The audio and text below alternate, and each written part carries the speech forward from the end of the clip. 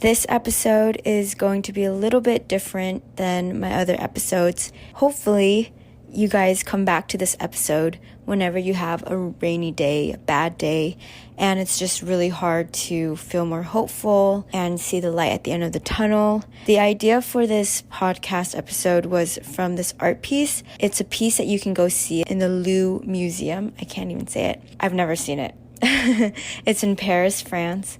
It's honestly such a beautiful statue. If you look it up, it's of this female with her wings, and they found her broken. They had to patch her back up, but millions and millions of people go to this one museum to see this statue. And I think it's just a really nice reminder that there's beauty in things that are broken, things that are falling apart, that aren't in their most optimal, perfect state. It's nice to think about yourself in that way, and it's inevitable that I'm going to have ups and downs, and in my down moments, I'm not going to be the best version of myself. I might be a horrible person to others or to myself. I might not make the best decisions. I might look like a complete mess, and I might not have my shit together, but there's still beauty there, acceptance and love, and people are still willing to be there for me and love and care for me. And I should do the same for myself.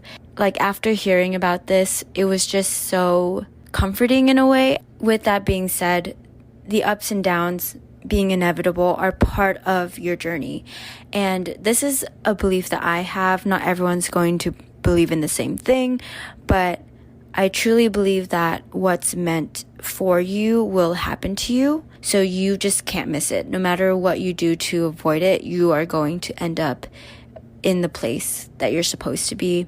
And that by itself is comforting in so many ways. You're going to get what you're meant to have and what you're meant to experience, no matter how hard or how little you fight it.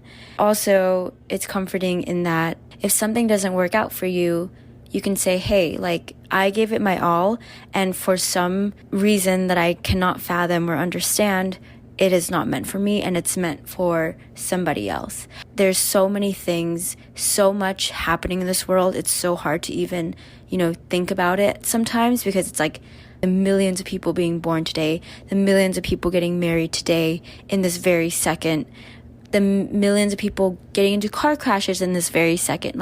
There's so much going on, and there's room for everyone to experience whatever they're meant to experience and to have whatever they're meant to have. So sometimes when you're forcing yourself to get something that you're not meant to have, you're throwing away time and energy that you could have saved for something else. Being able to let go and not waste your time in fighting for something that's not meant for you, that is also really nice and a good reminder to sometimes step away and be hey, is this really what I want? Is this really what's meant for me? Yes, there are going to be hard moments, and yes, some things aren't going to come easy, but still are meant for you. But remember, you will not miss what is supposed to be for you. And I was thinking about this even more. If what's supposed to happen to you happens to you, it helps a lot with not having to compare yourself to other people.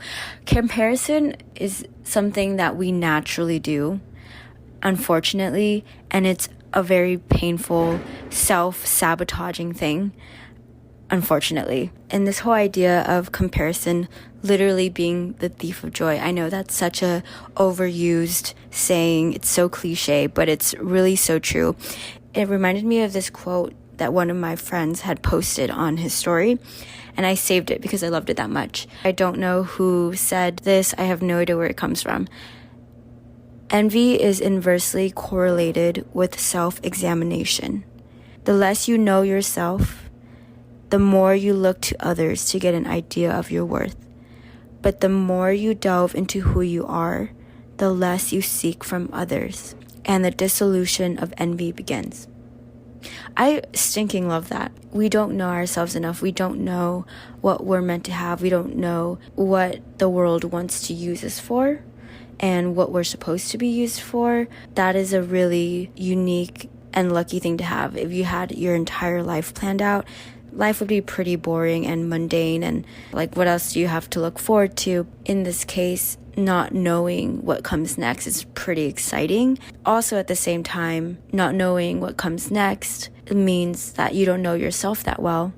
You don't know what your true strengths are and your true weaknesses are. So that means your jealousy, your comparison is going to be high, because you're going to look to others and be like, maybe that's what I'm supposed to be doing, or why aren't I doing what others are doing, or why aren't I at the same place, or haven't I achieved the same things as somebody else? Hopefully just the idea of that makes somebody out there feel a little bit better. And I just wanted to bring up 2 last reminders. These are just things that sometimes when I think about it, it makes me feel way better whenever I'm having a bad day. And it's how insignificant we are, how insignificant our day-to-day lives, matters, problems are in the grand scheme of things. Just think about how much has happened before humans came. Your boyfriend, girlfriend breaking up with you, you having to pay for a parking ticket, you're feeling, left out from a friend group, whatever it is, all of those problems, so little. It's basically like a period in a giant book. And that could be so nice to know. It really doesn't matter. Because our little tiny dumb human brains can only fathom and comprehend so much, we think that our day-to-day lives is everything. We think humans and what we do and our systems are everything. But no, there's literally so much that came before us. There's so much that's going to come after us. Even in our systems right now, yes, we touch a lot of things, we affect a lot of things, but there's so much that we don't know. There's so many animals, creatures, areas on the earth that we've never seen before that are just living and existing and doing their own thing. We're not even a part of it. There's so much more to just our lives. And another reminder is that your worth and your value isn't closely tied to what you produce, the things that you do for others, the things that you put out in society. You don't have to do anything to be worth anything. You're not worth less than somebody who has been the president of the United States, who has landed on the moon, because our existence systems are so small in comparison to the grand scheme of the entire universe. Like, do you think that before this galaxy was even created, it mattered who landed on the moon? No, I don't think anybody really cared. And right now, many of us don't even care how the universe even started. In the grand scheme of things, not that significant, so we are not tied to our production. On top of that, that would mean, trees, water, the things that keep us alive, animals that we love, your dog, your cat, whatever, they're worth nothing because they're producing nothing, technically, right? But no, they actually mean a lot to a lot of us. I stinking love my dog. I miss her every day. I'm in New York, and she doesn't do damn shit. She just hangs out and eats and shits, and I clean up her freaking poop like a peasant, and she's the queen of the home. She has a lot of value to me, but she does not produce anything. And I think we should look at ourselves the same way, where we don't really have to be doing much to mean anything, to have value. Remember that I don't know why you exist. I don't know why I'm existing today. I just know that we're here, that you and I are here somehow, some way, shape, or form. And that should mean at least something. That we somehow, both of us, have gotten so lucky that we dodged all bullets. And let me tell you, there are so many bullets that we have to dodge every single day, second, just to be alive, just to exist. So that has to mean something.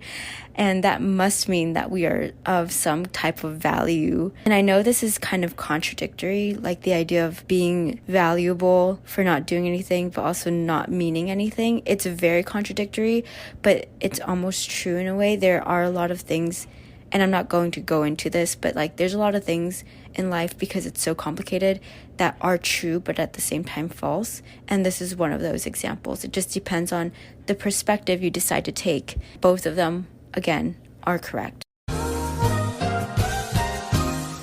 It's so insane that we are existing right now. Sometimes I think about this. so many things can go wrong in a day. There could be a terrorist attack. There could be a bombing.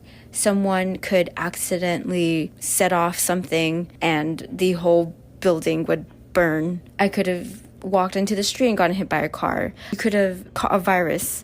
I don't know. So many things could happen to you, but it didn't happen, and that's why you're here. And we just got to remember that. Anyways, hopefully there's some comfort in that. Just to like add the very cherry to the top of this podcast episode, I also wanted to bring up some concrete things to add on to, not only just like thoughts that you should think about, ideas you should think about to make you feel a little bit better today and in this very moment, or in the future moments when, things aren't working your way. There are a few things that, I really like doing when I have a bad day that do make me feel better. And just a few things that you can do as a reminder that not everything is completely bad in this world. There are good things, even in really dark moments. So here are a list of things. So first, getting a massage. I have had very, very bad mental breakdowns, very, very bad days, but I scheduled a massage. My family scheduled a massage with me, and it did me wonders. I felt great. I cried on the massage chair, which is pretty embarrassing, and I'm pretty sure the masseuse, I don't know, I'm pretty sure she knew because she had to like clean up the room afterwards, and like there was literally a puddle of water on the ground. It like pushed out all the stress, made my body feel a little bit better. I also love watching videos of people going through the tough moments that I'm going through. So whatever problem I'm going through, I'll look it up and I'll watch somebody cry about it. Or if you can't find a video, find someone to talk to that has gone through the same thing you've gone through, and vice versa. That is really comforting to know that you're not alone. Something else I really love doing is to revisit or connect with childhood things.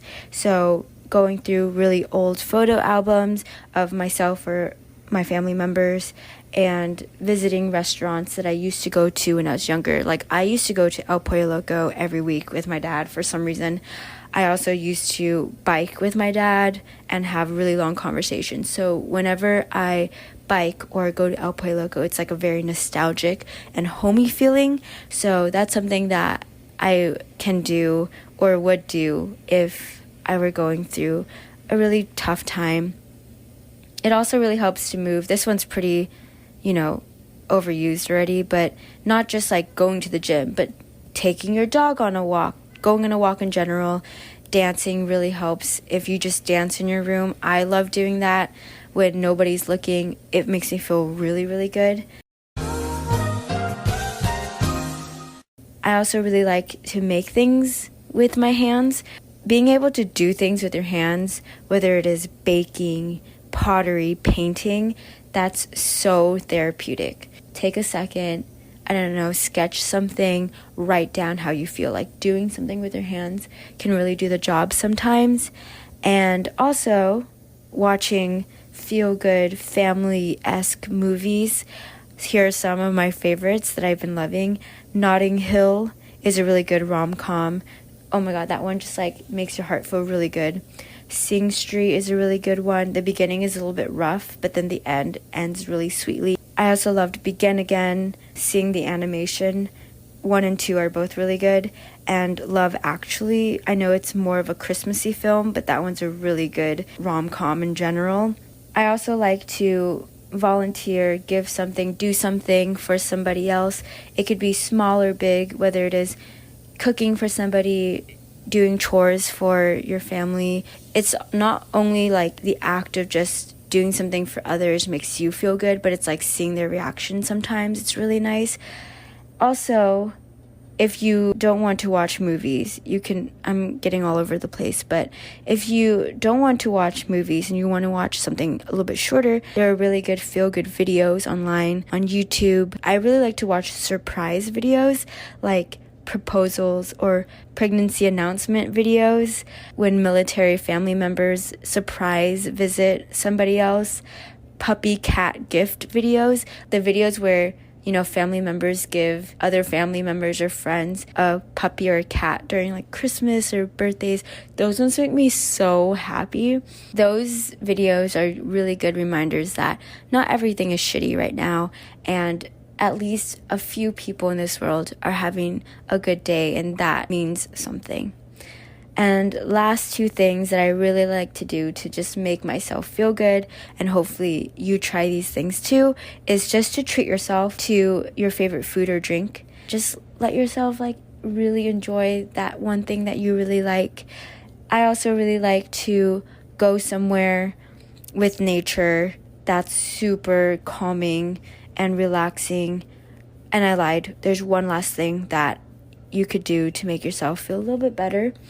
And it is writing a letter to your younger self, but in the point of view where you're trying to tell yourself all of the things that have happened, that you've accomplished, the good things that made you feel really good, that you probably couldn't have expected when you were younger. If you do that, it'll help put into perspective all the things that change for the better, the good, or even the worse, and just kind of reflecting on all the things you couldn't have imagined.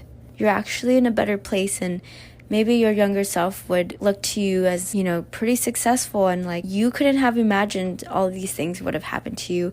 And in this point in time right now, you won't be able to imagine all of the amazing, crazy things that will happen in the next couple of years, tomorrow, whatever it is. Yeah.